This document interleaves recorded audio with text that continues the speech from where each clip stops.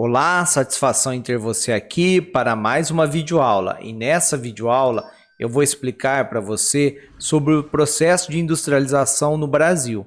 A gente vai falar aí sobre uma parte mais histórica e sobre também, questões políticas e econômicas. Como que isso, interferiu esse processo de industrialização do Brasil, que a gente chama aí, um país de industrialização tardia.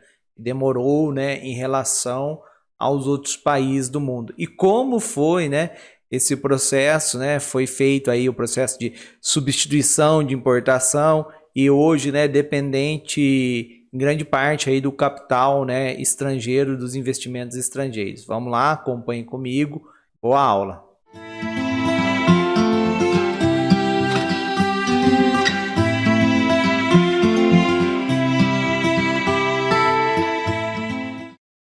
Falar de indústria no Brasil se relaciona como esse fenômeno estava ocorrendo no mundo, né? E a indústria, a gente sabe que ela se originou na Inglaterra, com a Revolução Industrial. Isso foi lá no século XVIII. Só que antes de haver a Revolução Industrial, as atividades que transformavam os produtos recebiam o nome de artesanato ou manufatura, né? E aí teve o caso da maquinofatura, mas nesse caso utilizando o quê? Processos mecânicos, mas movido aí, por força humana. O diferencial da Revolução Industrial foi justamente o emprego, o uso lá de máquinas, que aproveitavam a energia térmica e aí automatizava aquele processo, fazia aquele processo ali, numa forma em maior escala. Só que no Brasil, apesar de ser no século XVIII, e eu estou falando aí século XVIII na Inglaterra, XVIII, que ano que foi, Foi de 1701 a 1800, e o que se fala lá da Revolução Industrial é por volta de 1750. No Brasil, esse período do século XVIII, nós temos que lembrar que o Brasil era colônia de Portugal. Então, por conta aí, de estarmos sob as ordens, da coroa portuguesa, então não teve ali, não foi permitido um avanço industrial naquele momento, que estava ali começando essa industrialização no mundo. Então, de 1500 a 1822, a gente era, no caso, colônia de Portugal. Depois, 1822, tornou-se independente, mas mesmo assim, esse processo vai ser lento e a gente vai explicar, teve algumas indústrias aqui, mas indústrias bem mais simples na época aí, colonial, quando a família real veio para o Brasil em 1808, e isso daí foi por conta lá que a família real estava fugindo, de Portugal, por conta lá do domínio, do Napoleão nos países da Europa, em invasão em Portugal. Só que instalaram algumas indústrias, mas mesmo assim nessa época o que Portugal fez, Portugal ampliou aí o comércio aqui, no Brasil, o comércio com a Inglaterra. Então a Inglaterra, que estava protegendo a coroa portuguesa, ela exigiu aí ter um certo monopólio, uma vantagem no comércio, de mercadorias aqui no Brasil. E isso, acabou aí atrapalhando esse desenvolvimento, porque entravam esses produtos importados, com um preço aí, com uma taxa relativamente baixa, e não favorecia a competição, e a instalação, aí, o desenvolvimento industrial aqui no Brasil.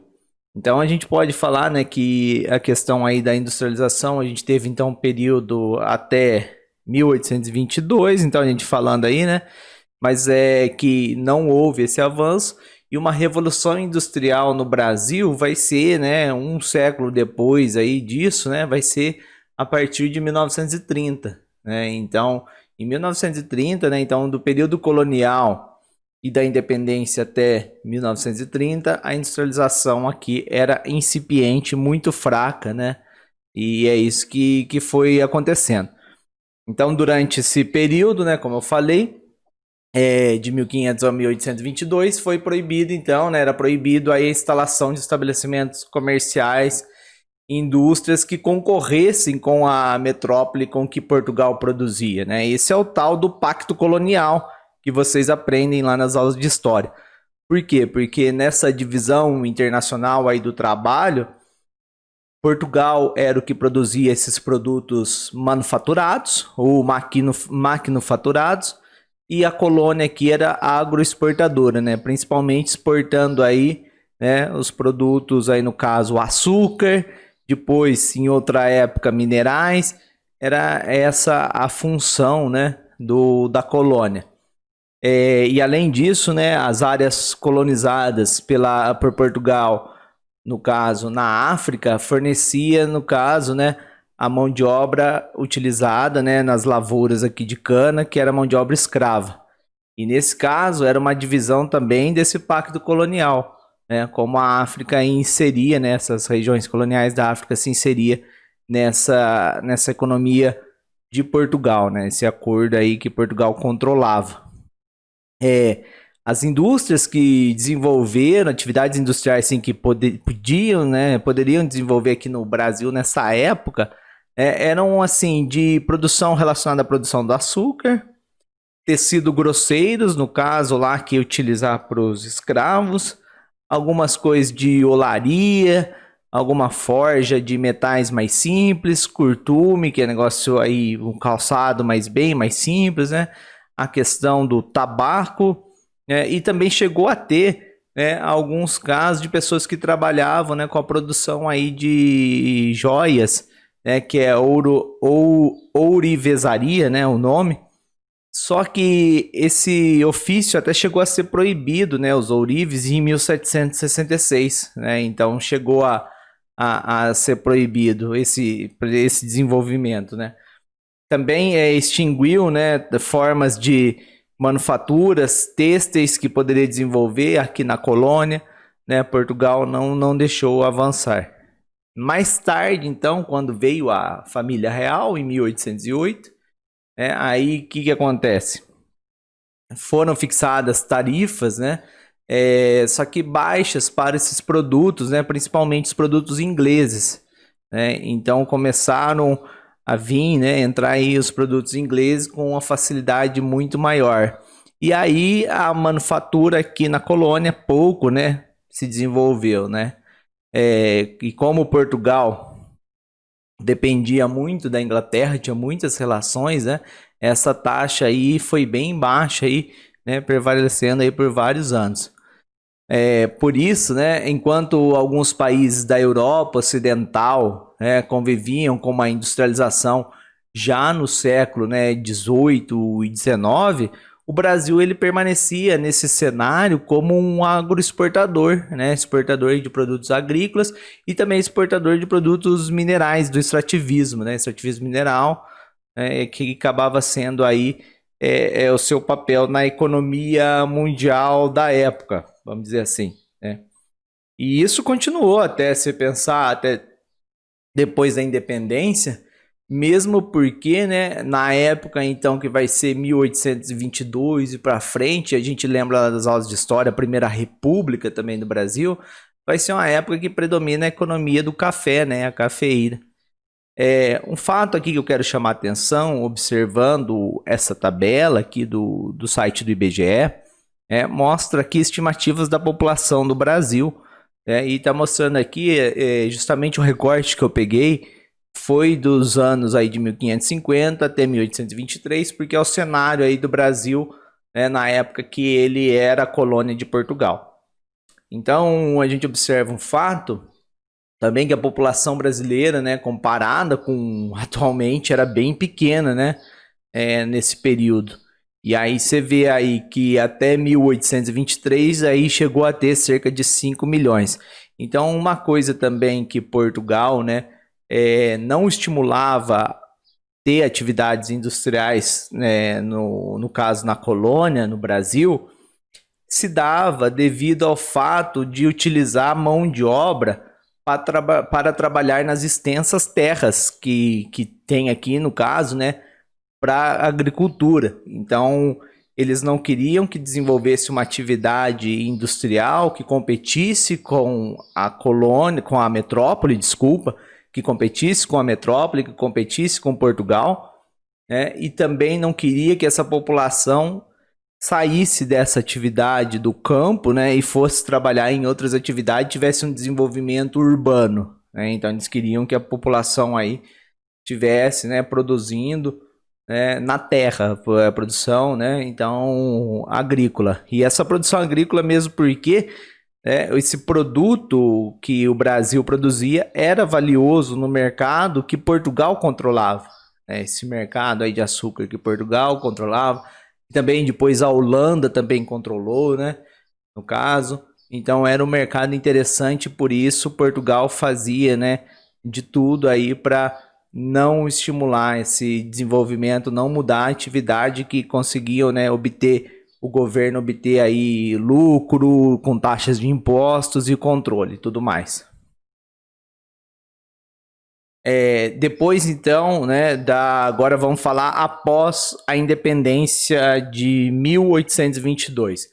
Independência que foi um processo, né, que foi um processo de 1821 até 1825, né, mas o marco lá, a data marco, né, o 7 de setembro, isso aconteceu, né, por conta lá das revoltas também lá em Portugal, no caso, né, que aí a família, né, a coroa portuguesa voltou, né, retornou então para Portugal, tudo e acabou levando o processo lá, acabou levando também aqui, né, a independência. E aí pensando na economia, né, brasileira nessa época, então em 1828 já como uma nação independente, né, ele adotou uma taxa, o Brasil adotou uma taxa um pouco maior de produtos vindo de fora, mas essa taxa de protecionismo, né, uma taxa de cerca de 16%, ainda era baixo, né? Então foi o início de uma política protecionista que poderia, né, essa taxa para produtos importados, ela poderia então barrar a entrada de produtos importados e estimular, né, uma industrialização para substituir os produtos importados. Só que essa tarifa era baixa, o que vai mudar de fato, que vai dar um surto industrial inicial, né, porque o marco é após 1930. E eu estou falando aqui nessa parte da videoaula de 1822 até antes de 1930, né? O que vai ser o marco vai ser o 1930. Mas em 1844 teve lá uma chamada, né, Lei Alves Branco ou Tarifa Alves Branco, que você encontra lá nas aulas de história, né, do Brasil, nessa época do Brasil Império, né? Essa lei taxou os produtos importados que não tivesse similar, né, no mercado nacional, uma tarifa aí de cerca de 20, 30%, e os produtos que tivesse similar com a taxa bem alta, né, uma taxa aí de 60%. Para quê? Para que não concorresse o produto que tivesse aqui, né, similar, não concorresse com o de fora. Além disso, né, o dinheiro desvalorizado aqui na época aí do Brasil Império, né, e a balança comercial deficitária dificultava também as importações, comprar-se muitas coisas importadas. E isso foi interessante que, de certo modo, né, recuperou aí as divisas, né, que o Brasil estava perdendo com o déficit, né, na questão de importação. Só que isso, né, acabou levando aí, né, acabou levando a uma consequência, né, no caso da Inglaterra, né? A Inglaterra acabou aprovando uma lei lá, né? Aprovando uma lei chamada, no caso, Bill Aberdeen, né? Bill Aberdeen foi lá um ato lá que eles promoveram, que era de perseguir, né?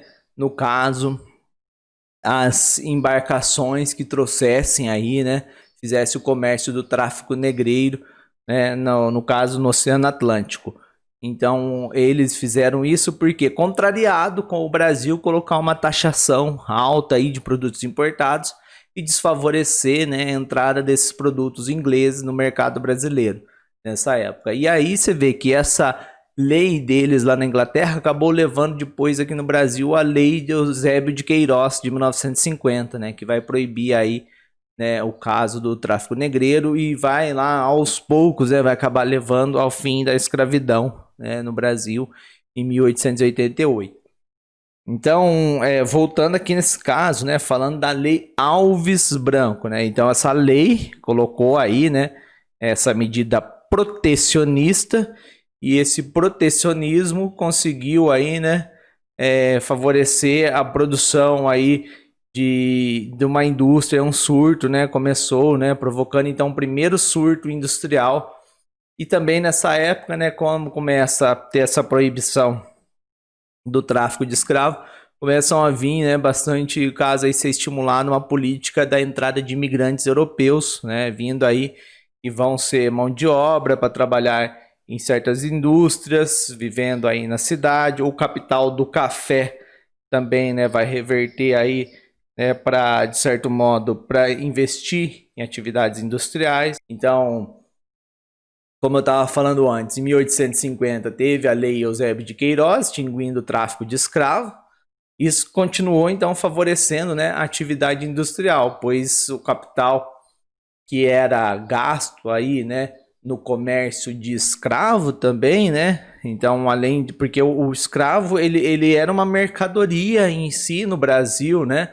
No Brasil colônia, e continuou nesse Brasil independente do Brasil Império, né? Então, ele era uma mercadoria, e isso daí, nesse caso, né, havia um comércio ali, um emprego, né, de dinheiro nesse comércio de escravo. E aí esse capital, de certo modo, também foi aí, né, revertido para atividades de indústria. Esse capital e também o capital, né, o excedente aí das atividades agrícolas, né. Então a gente começa a ter um surto em 1880, para se ter ideia, né, em 1881, olha só, o número de estabelecimentos industriais, né, passou de 200 para 600 estabelecimentos industriais em 1889, então tendo aí um crescimento, né? Com o fim da escravidão, então a vinda dos imigrantes, foi necessário produzir mercadorias, né, para suprir as necessidades, né, desses novos trabalhadores. Então foi criando aí, né, uma classe consumidora aí, né, bem aos poucos, bem assim, de forma tendo muita resistência da oligarquia agrária que dominava a política brasileira, porque essa oligarquia agrária, em muitos casos, era contra o fim da escravidão, porque eles tinham vantagem, né, na produção com a mão de obra escrava, então o produto ele era competitivo, eles tinham maior lucro. Então eles eram contrários, né? Muitos casos aí eram contrários ao fim da escravidão. Então esse processo, né, foi um processo longo e deixou marcas profundas, né, da desigualdade no Brasil, né, que a gente tem até hoje, né? Então essa questão aí da estrutura, né, é desigual na sociedade brasileira. Então as principais indústrias, né, que vão estar nesse primeiro surto industrial, que foi a consequência do fim da escravidão, né, das leis protecionistas no Brasil. Esses casos vão ser indústrias da área têxteis, alimentícias, algumas casos de indústrias químicas, madeireiras, né, confecções. Então, bem indústrias aí de bens de consumo, geralmente de bens de consumo não duráveis, né? Em 1907, para se ter uma ideia, né, foi feito aí um censo industrial, o primeiro censo industrial, e aí o que se percebe com isso, né? Que os estabelecimentos industriais eles se concentravam, né? Principalmente, né? Uma concentração muito forte aí em duas cidades, Rio de Janeiro e São Paulo. E aí Rio de Janeiro na época era a capital do Brasil, né? Então era o caso aí que foi a capital do Brasil durante um período aí até antes de ser, né, inaugurado Brasília. Então as capitais do Brasil, primeiro lá foi Salvador, depois foi o Rio de Janeiro, e aí, né, o que veio depois em 1961, Brasília. Olha só esse gráfico aqui. Esse gráfico mostra aí como que foi, né, o número de estabelecimentos industriais, como foi evoluindo de 1907 a 1920. Então tem esses três cenários, né, 1907, 1912 e 1920. E aí você vê que essa linha aí, né, ela está mostrando esse crescimento do número de estabelecimentos industriais, chegando aí a 13.336. E a tabela abaixo, né, o pessoal empregado. Então, né, o número de pessoal empregado na indústria. Então, mais tarde, né, outro período, né, de desenvolvimento, além desse início aí, né, que a gente falou lá por volta de 1880 e mostrou esses gráficos mostrando, né, até 1920. Uma coisa que marcou nesse período, né, foi a questão da Primeira Guerra Mundial, né? Porque no caso da Primeira Guerra Mundial, quando teve, né, os países envolvidos na guerra, eles diminuíram as exportações e ao diminuir as exportações, né, acabou, né, aqui no Brasil acabou que algumas atividades tiveram que suprimir a falta, né, estabelecendo aí novos estabelecimentos surgindo no Brasil. Então, por conta da falta de produtos importados, estimulou o surgimento aí, né, de algumas atividades industriais, né, no Brasil e também diminuiu as exportações. Então, algumas coisas que exportavam, né, tiveram que recorrer aí ao mercado interno brasileiro, né? Então, no caso, né, criou-se aqui, né, no Brasil alguns estabelecimentos, como avançou, né, o caso de metalurgia, né, para suprimir essa falta aí de coisas, né, que dependia de vir importado. E aí, com o aumento, né, desses estabelecimentos industriais, a produção aí ficou, né, mais diversificada. Então, abrangendo mais setores, apesar de ser, né, principalmente aí setores de bem de consumo não duráveis, né? Mas agora começa também coisas mais duráveis. Né? Então, por exemplo, tem lá as indústrias de alimentos, indústrias têxteis, indústrias de calçados, né, de roupas, a questão aí ligado a também a indústria do tabaco, fumo, né? Indústrias de móveis, mas aí também começam a ter indústria de bens duráveis, que é o caso da metalurgia, que fornece aí, né, equipamentos, metais, no caso até para outras indústrias, né, indústrias mecânicas também. Então, nessa época também tem um outro fato que surge, né, surge aí no Brasil, né, principalmente a gente pensando lá que São Paulo e Rio de Janeiro era onde estava a maior concentração industrial, começa a surgir alguns, né, alguns sindicatos. E os sindicatos, né, ligados aí para defender os empregados, né, o interesse aí dos operários. Por outro lado, também começam a surgir instituições que defendem os interesses, né, dos patrões, né? Então também vai acabar levando a isso, né? Agora, né, a gente vai falar de um período que aí sim, né, é um período que muitos vão falar que a industrialização do Brasil é a partir desse ponto, né? E por que, né, a partir desse ponto? Porque até então houve, né, houve aí indústrias antes de 1930, né? Houveram aí indústrias que se instalaram no Brasil antes de 1930, mas eram muito mais indústrias de bens de consumo não duráveis, né, e que não tinham, de certo modo, o Brasil não tinha uma política voltada à industrialização. Então, o principal marco aqui vai ser que o país vai ter uma mentalidade voltada à industrialização, né? Então, uma mentalidade de quem? Da classe política, né? Então, antes, né, antes desse período, foi marcado aí o período do Império, lá com o caso, né, da influência muito grande da oligarquia agrária no Brasil. E depois, quando o Brasil torna-se, né, república em 1889, mesmo assim, né, o que é chamado aí de Primeira República ou República Velha, né, foi um período que a classe, a oligarquia ali, né, aquele pequeno grupo de fazendeiros, né, principalmente a de produção de café e também a de produção de leite de Minas Gerais, até que eles chamam aí essa política, a política do café com leite, né? Esse caso, eles controlavam, ditavam aí a questão econômica, como que se conduzia a política econômica no país, né? E a política econômica no país protegia o interesse dessas classes. Então, o Brasil favorecia o quê? A exportação de produtos agropecuários nesse período. Não tinha uma política de desenvolvimento industrial.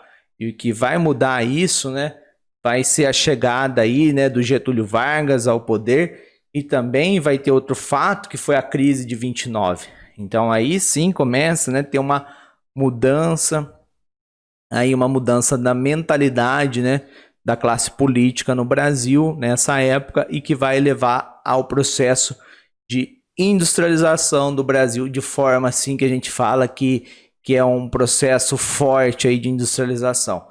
E esse processo, né, como demorou para acontecer em relação aos principais centros de industrialização no mundo, né, o conceito que se usa é que o Brasil é um país de industrialização tardia, tardia que demorou, né, industrialização aí que demorou em relação aos outros. Então, a Revolução aí de 30, né, ou também chamado de golpe de Estado de 30, né, que tirou do poder a oligarquia agrária, porque na época lá, quem era presidente do Brasil era Washington Luiz, né, e aí teve eleição, né, teve a eleição, outro candidato ganhou, Getúlio Vargas também concorreu.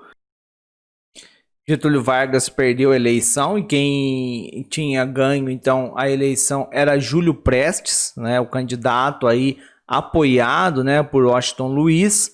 Então, que ocorre, né? Ocorre que a Aliança Liberal formada lá, né, pelos políticos, né, no caso que era o grupo que apoiava, né, o Getúlio Vargas, é o grupo formado principalmente pelos estados de Minas Gerais, Paraíba e Rio Grande do Sul, eles junto, né, com o tenentismo e esses grupos, né, vão acabar aí levando, né, um processo que não, né, que vão derrubar o presidente que estava, né, que era o Washington Luiz, e o Júlio Prestes não vai tomar posse, né? Então o Getúlio Vargas vai assumir o poder, isso em 1930.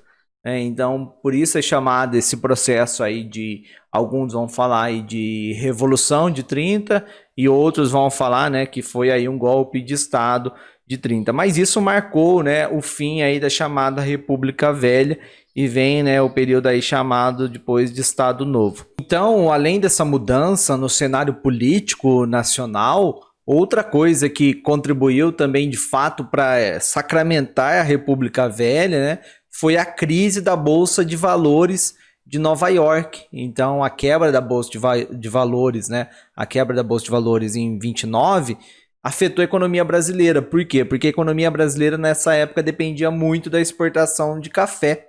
E aí o café ele perdeu a venda internacional e o preço, né, diminuiu significativamente, sobrava mercadorias e isso gerou aí, né, várias alterações, né? Então essa crise no café, no capital que era obtido com a venda do café, e o que ocorre, né, acaba sendo o capital reinvestido, né? Então pelos barões do café, né, os barões do café, eles acabam reinvestindo essas atividades, esse dinheiro em atividades urbanas, atividades fabris, né, como a produção aí de bens de consumo não duráveis, alimentos, tecido, modificando de forma lenta, né, mas modificando aí a economia, saindo de uma economia então agrícola, né, para um capital industrial. Então foi percebendo essas mudanças. Outros fatores também que contribuíram, né? Então estava sendo o processo de intenso êxodo rural, uma migração da população, né, do campo para a cidade. E aí essa população na cidade acabava sendo uma mão de obra ali para atividade industrial e também, né, um mercado consumidor de produtos. Além disso, obras de infraestrutura no território, então, no caso, né, a construção de ferrovias que estavam avançando, né, em direção ao interior do estado de São Paulo, fazendo a conexão com áreas produtoras de café, né, fazendas de café no interior, com o Porto de Santos, e aí fazendo uma malha de transporte. a chegada de imigrantes, então a vinda, né, dos imigrantes como uma mão de obra aí, né, para trabalhar nas lavouras, mas também, né, vivendo na cidade, tendo uma experiência em áreas industriais nos países que eles vieram, né, porque além de tudo desse grupo era diverso, né, então também vieram aí casos, né, que estavam acostumados a trabalhar em indústria no país de origem, né. Outra coisa, o capital, então, disponível para a indústria começou a vir de diversas fontes investindo aqui no Brasil, inclusive capital estrangeiro também, né, por conta aí, né, da revolução industrial nos países, né, do exterior, e aí reinvestindo aqui. E a Segunda Guerra Mundial, né, a Segunda Guerra Mundial aí que beneficiou a produção interna, por quê? Porque de novo, de acordo, né, quando teve a guerra, a produção mundial em si ela diminui. E aí o consumo interno aqui, né, ficou carente de produtos importados. E aí para atender esses produtos, essa falta de produtos importados, aqueceu, né, a industrialização aqui para substituir esses produtos. Então, essas características que vamos ver, né, dessa transição da República Velha para o governo, né, que vai seguir, então, que vai ser o governo do Getúlio Vargas. Getúlio Vargas ficou no poder de 1930 até 1945. Foi um responsável aí pela instalação das indústrias no país. Então, ele acaba mudando essa orientação que até antes, né, era aí da oligarquia agrária no Brasil, agrária exportadora, e aí vem, né, essa mudança. Então começa a ter uma instalação de indústrias, né, mas aí diferente, né, de antes que tinha indústrias de bens de consumo não duráveis, agora começa a instalação de indústrias de base. E o que seria isso, indústria de base? Indústria que serve, né, que produz coisas para outras indústrias, né? Então, indústrias que vão levar um processo aí forte de industrialização no país, né, que vão fornecer aí coisas, né, que eram necessárias para as indústrias daqui, né, acabar consumindo. Então não adianta a gente exportar o minério em si, né, vamos pensar assim, exportar um minério no estado bruto e depois precisar comprar placas, né, placas aí do mineral aí processado. Então precisava ter indústria que trabalhasse com esse fato, né, esses produtos, processamento aí, né, dos produtos do extrativismo no Brasil e outros. Então, por exemplo, né, nas realizações aí do Getúlio Vargas, teve o caso da Companhia Siderúrgica Nacional, né, organizada em 1941 e foi colocada em funcionamento no ano de 1946. Ela fica no Rio de Janeiro, no estado do Rio de Janeiro, mas na cidade de Volta Redonda. Então, essa companhia CSN, Companhia Siderúrgica Nacional. Um outro exemplo, né, foi a Companhia Vale do Rio Doce, que atualmente, né, chama aí Vale, que é da área da mineração. Ela foi privatizada em 97, mas ela foi muito importante aí, né, nesse processo, e ela tá lá, né, na região lá de Minas Gerais. Então, outro caso também que depois, mais para frente, levou, né, a criação da Petrobras, né, no outro governo dele. Mas enfim, né, toda essa questão. Ele criou também organismo, né, Vargas criou organismos para regular, no caso, regular as atividades econômicas, como o caso do Conselho Nacional de Economia, investiu em setores estratégicos, como criou a Fábrica Nacional de Motores, né, em 1945, criou também, né, a Companhia Hidrelétrica do São Francisco. Então você vê, foi investindo, né, nessa parte aí que precisava, né, no caso, né, das indústrias de base, fornecer aí recursos para o Brasil continuar se desenvolvendo, né. Ele também procurou proteger a indústria nacional, aumentando então, né, a taxação aí dos produtos de fora, restringindo a importação de produtos estrangeiros. E isso vai ficar marcado como uma política, né, de substituição de importações. Então, a política industrial do Brasil, desse 1930 para frente, vai ser isso. Você vai ver esse caso, esse modelo, uma política de substituição de importações. Outro fato, né, que foi aí bem marcante no caso da gestão do Getúlio Vargas, né, foi a questão das leis trabalhistas, né? Então ele unificou as leis trabalhistas e dando direitos aos trabalhadores, como férias, descanso semanal remunerado, colocou o salário mínimo. Então são mudanças sociais que foram ocorrendo, né, no período de governo do Getúlio Vargas. Com o término da Segunda Guerra Mundial, no caso, né, ele também vai acabar depois o seu poder, ele vai sair, ele ficou de 1930 a 1945, mas ele foi pressionado aí, né? E aí vai ter o que? Vai ter eleições depois, né? Então vai retomar aí eleições. Vai vir um governo que foi apoiado por ele, né, em si, que foi o general Eurico Gaspar Dutra, né, que ficou até 1950, de 1946 a 1950, mas era um candidato do governo. Então essa política, né, em si, né, continua com essas ideias, né, do caso do Getúlio Vargas, né? Apesar de ter algumas mudanças, como o governo do Eurico Gaspar Dutra, né, ele favoreceu a entrada de alguns produtos importados, que acabou, de certa forma, né, reequipando e melhorando as indústrias aqui, né, que não estava vindo aí produto importado, estava um pouco atrasado, então acabou melhorando aí, dinamizando, né, um pouco mais. Então, caso de importação aí de máquinas, né, motores elétricos, motores a diesel, matérias-primas, isso acabou levando aí, né, uma melhora de certo modo. Tanto é que o plano do governo, né, teve um plano lá do Gaspar Dutra, né, do Eurico Gaspar Dutra, chamado aí Plano SALT, né, que prevalecia aí, né, as áreas de interesse ali, saúde, alimentação, transporte e energia, né. Além disso, esses governos, né, esses governantes dessa época também marcado aí, né, pela construção de rodovias, né. No caso, tem até a rodovia, que chama aí Rodovia Presidente Dutra, que liga São Paulo e Rio de Janeiro. Mas isso não foi só fato, né, do governo Dutra, né? Mesmo antes, lá no governo do Washington Luiz, também, né, tinha essa questão. Porque o Brasil, né, ele teve uma questão aí de estar ocupado o litoral, né, tá ocupado e ter um avanço para o interior. Então, esse avanço para o interior ocorreu aí junto, né, com a construção de estradas, de rodovias aí, né, ligando as áreas aí, os vilarejos, povoados e dinamizando a economia, né, avançando aí para o interior.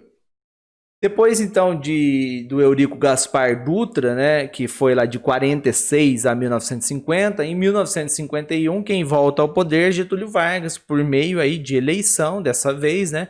Então agora não foi com golpe de estado, mas ele ganhou a eleição e ficou até 1954, que vai ser o ano que ele comete o suicídio, né? No final do governo dele, por conta aí, né, de pressões da oposição, né, ligado lá ao Carlos Lacerda, né? É o Carlos Lacerda, que teve a questão e que sofreu, né, um atentado, e aquilo aumentou ainda mais a pressão política, né, contra o Getúlio, e além de outros fatores, né, que estavam aí contribuindo. E olha que coisa, né, nessa época aí também, né, tinha lá as mentiras, né, contra o governo, né, no caso a oposição aí fazendo as tais fake news, né, vamos dizer assim. Em si, né? Vamos lá. Então, no seu segundo governo, né, de 1951 a 1954, ele retomou essa política nacionalista. Então, Getúlio Vargas criou a Petrobras, então buscando aí uma solução para o problema da questão do petróleo, uma vez que o petróleo era importante aí no processo da Revolução Industrial. Lembrando que a segunda Revolução Industrial, né, a matriz energética era o petróleo e a eletricidade. Ele também voltou a restringir, né, nessa época, a importação de bens, principalmente de bens de consumo, favorecendo quem? A indústria nacional, protegendo a indústria nacional. Fundou o BNDE na época, que depois atualmente é o BNDES, que é o Banco Nacional de Desenvolvimento Econômico e Social, que estimula aí, né, as atividades privadas e oferece empréstimo aí aos estabelecimentos de indústrias, né, de atividades aí que precisam, né, desse dinheiro. Bom, depois do Getúlio Vargas, né, então vai ter o processo lá de eleição, porque quando Getúlio Vargas ele comete suicídio, quem assume o poder é o vice dele, Café Filho, e aí depois, né, vai ter um caso lá de um contragolpe para evitar, né, que tivesse um outro golpe, né, e que não deixasse assumir Juscelino Kubitschek, que ganhou a eleição, né, e Juscelino Kubitschek, que era governante, né, ele era na época o que seria, ele se chamava presidente, né, presidente de Minas Gerais, que era o governador de Minas Gerais, né.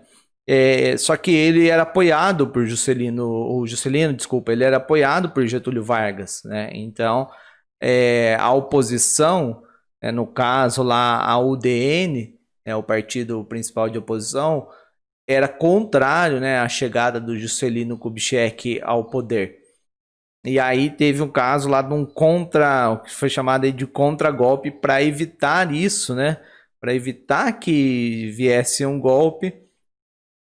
O general lá, acho que é Henrique Lott, né, ele acaba fazendo esse processo de contragolpe que coloca o senador, né, o presidente lá do Senado, como governador no período de transição, uma vez que Café Filho estava doente, né? Então acabou sendo isso e depois assumiu, né? Então em 1956 até 1961 quem foi o presidente do Brasil, então, foi o Juscelino Kubitschek. E aí, qual que é a marca disso na industrialização no Brasil? Que aí começa a entrar, né, o capital aí bem forte, então, né, o capital estrangeiro.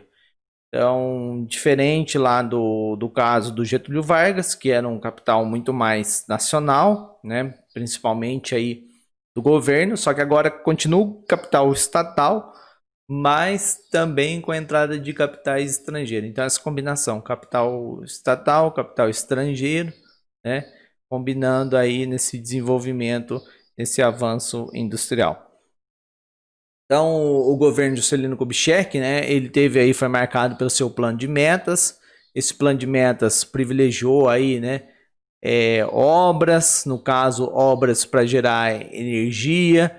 O Brasil precisava, né, produzir aí bastante energia elétrica, avanço nas telecomunicações, na alimentação, e aí você vê que esses governos, né, por que eles investiam tanto aí, né, na parte da alimentação? É uma coisa bem complicada aí de se falar, né, mas que aconteceu muito no Brasil. Ele era um país que produzia alimento, muito alimento, exportava alimento e a população passando fome, né? De fato, a questão da fome, né, você vai ver que está muito mais ligada à péssima distribuição de renda do que a capacidade do país de produzir alimento, né? Então, o mundo produz alimento suficiente, o problema é a distribuição de renda. Além disso, né, então, geração de energia, telecomunicações, alimentação, indústria de base, né, e também, né, a parte de transporte e principalmente, né, no transporte construindo rodovias, né, que ele vai levar, no caso, a capital do Brasil, né, vai ser na época do Juscelino Kubitschek, vai ser construída, né, Brasília, e aí vai fazer um processo de construir rodovias integrando o território brasileiro. Então, o processo aí de integração, né, vai avançar muito, né, esse território brasileiro, a integração de áreas distantes. Porque até tem um vídeo aula aqui que eu explico, né, da questão lá do Brasil arquipélago econômico, que até então, né, tinha muitas áreas aí do Brasil, do interior, que não havia uma ligação do mercado interno, né, uma ligação aí forte. Outro fato, né, foi que com essas construção de rodovias, né, dessas aberturas aí de estrada, depois transformando em rodovias, facilitou, né, também a instalação de montadoras de veículos estrangeiros aqui no Brasil, né? Então isso foi marcante, né? Foi a vinda aí, né, de indústrias montadoras de veículo que ficaram concentradas nesse momento, né, principalmente em São Paulo. É aí que vai, né, fazer um processo forte da concentração industrial em São Paulo, por conta dessas indústrias do setor automobilístico. Nessa época aí do governo, né, do Juscelino Kubitschek. Então, o seu governo, diferente do Getúlio Vargas, né, que protegia, no caso, a indústria nacional, marcou um início aí da internacionalização, né, da indústria, né, do parque industrial brasileiro. Então, é essa característica que vai mudar, a entrada desse capital estrangeiro, né? Então, além de ter vindo as montadoras, né, também vieram outras indústrias, né, no setor de aparelhos eletrônicos, indústrias da área de alimentos, né, e essas indústrias, com o tempo, né, elas passaram a controlar o nosso mercado aqui consumidor, nosso mercado interno, né, comprando então indústrias que haviam aqui, né, empresas nacionais que não conseguiam competir com essas estrangeiras, né, por conta aí da tecnologia, né, dessas indústrias nacionais serem uma tecnologia mais defasada em relação, né, a essas outras, né, no caso, aí, indústrias multinacionais que vieram, né, instalar aí no Brasil. Dessa forma, grande parte aí da produção de bens de consumo duráveis, né, foi possível, né, foi possível aumentar essa produção, continuar com essa política de substituição de importações, só que essa política de substituição de importações, parte aí do dinheiro, né, dos lucros iam para fora, que é para sede dessas empresas multinacionais. Então, ao longo aí do governo do JK, né, do Juscelino Kubitschek, foi expressivo então essa entrada de capital estrangeiro no Brasil, né?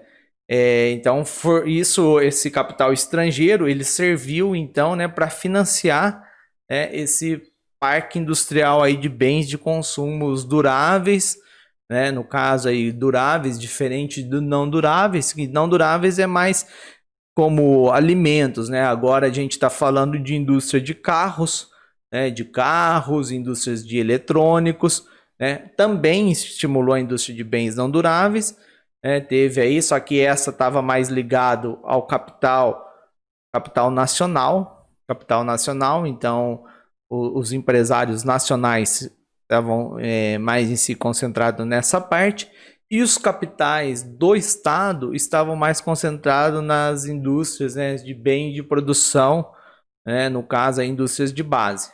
O sucesso do plano, né, em si levou a efeitos ao longo do tempo, assim, no começo teve um efeito positivo, mas ao longo do tempo acabou resultando, né, em inflação e aumento aí, né, em aumento de dívida do país, porque acabou, né, pegando aí empréstimos internacionais e isso foi aumentando, né, essa dívida externa.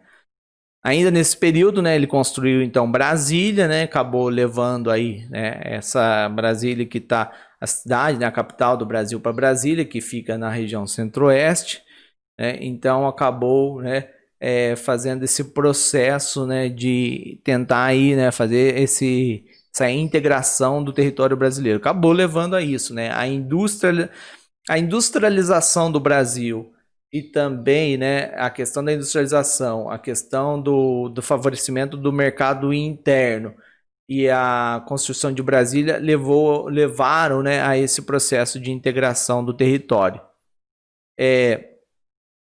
A concentração industrial nessa época ficou mais marcante na região sudeste, aumentou aí as desigualdades regionais, por quê? Porque esse capital estrangeiro veio e concentrou, né, em São Paulo, no Rio de Janeiro, concentrou também em Minas Gerais, montadoras de carro, né? E aí os imigrantes também, né, que vinham para o Brasil concentravam nessas regiões antes, e também teve fortes processos de migração dentro do Brasil, né? No caso aí, a saída de muitas pessoas da região norte, nordeste, vindo aí para as áreas do sudeste, onde estava tendo desenvolvimento, né, da indústria e também desenvolvimento de outras áreas, como a construção civil, né, e aí a parte também de comércio, né, então esses exemplos. Então essas desigualdades regionais foram, né, muito marcantes. Na tentativa de equilibrar, né, melhor essas desigualdades, o governo criou, né, foi criado aí superintendências que analisavam aí, né, a questão do desenvolvimento. Então foi criado a SUDENE, a Superintendência de Desenvolvimento do Nordeste. Depois também criaram a Sudan, né, criaram também a Sudeco, a Sudesul, só que você vê, não tem nenhuma, né, relacionada aí ao Sudeste. Por quê? Porque essas superintendências, né, para o desenvolvimento regional dessas regiões que estavam atrasadas, né, em questão aí da questão da desigualdade quando comparado com a região Sudeste. Então, o que a gente vê com isso, né? Que o período de 1930 até o fim do governo aí do JK, né, foi em 1961, mas vamos pegar assim, de 1930 a 1960, foi o período aí, né, da industrialização brasileira caracterizada por aquele modelo de substituição de importação, voltado a atender, né, o abastecimento aí do mercado interno, né, baseado aí nos capitais do Estado, capitais nacionais e capitais estrangeiros. Capitais do Estado na indústria de base, capitais nacionais nas indústrias de bens de consumo não duráveis e capital estrangeiro, né, com a chegada aí das multinacionais na época do JK, de indústria de bens duráveis, no caso de eletrônicos, né, e também de automóveis, caminhões, né, moto também, caso de veículos.